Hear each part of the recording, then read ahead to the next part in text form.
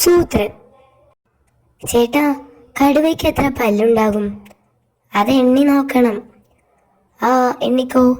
ഇപ്പോഴല്ല, കുട്ടിക്കാലത്ത് കടുവ ശാസ്ത്രത്തിന്റെ ട്യൂഷൻ എടുക്കുന്ന സാറ് ചോദിച്ചതാ.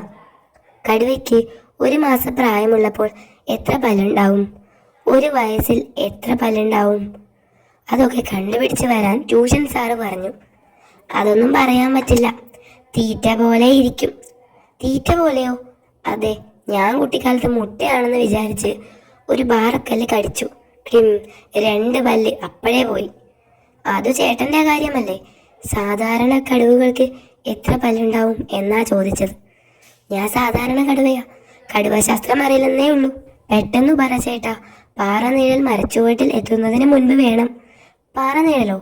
അതെ, ആ പാറയുടെ നിഴൽ അടുത്ത മരത്തിന്റെ ചുവട്ടിൽ എത്തുന്നതിന് മുൻപ് ഉത്തരം കണ്ടുപിടിക്കണമെന്നാ സാറ് പറഞ്ഞത്.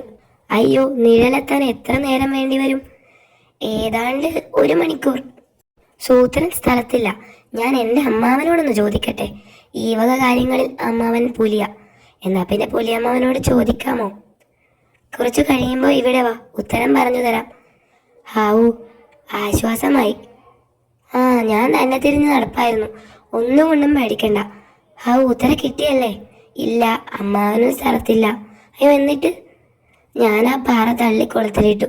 ഇനി നിഴൽ വീഴുന്നതൊന്ന് കാണണം.